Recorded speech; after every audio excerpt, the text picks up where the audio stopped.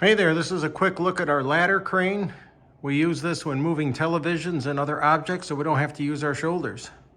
We'll start at the bottom here. In this particular house, we've got ceilings that are about 9'9", so we're able to use a 22-foot gorilla ladder, and then we've put a couple of 2x4s. We have a 2x6 and 2x8. We use what we have, but the point is we're up 1.5 inches from the ground.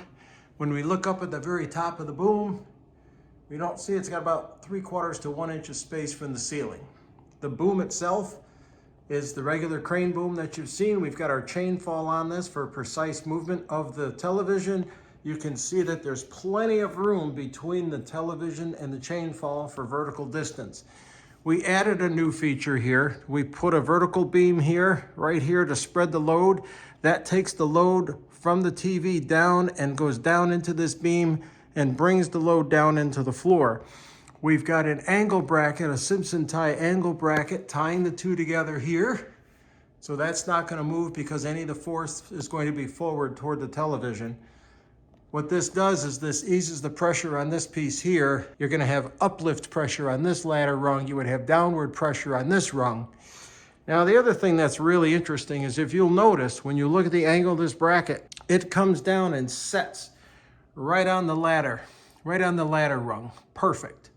All we had to do was do a 6-layer shrink wrap here and a 4-layer shrink wrap here. On the back side, we've got a Jackery 2000. We've got it double strapped and we've got it hanging. There's more than enough counterweight here. We could lift 130 pounds off the front, but the TV only weighs about 55 pounds, so we've got more than enough resistance.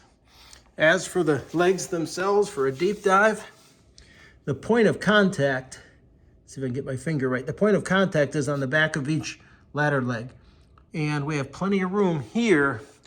When the TV drops, it'll drop right down in here. We'll put it on a moving blanket, slide it out. And the goal of this project is to take off this TV mount, and we're gonna put a Sanus mount up that runs easier, so we're able to pull on the TV and swivel it and move it out better than we can with this Ergotron mount.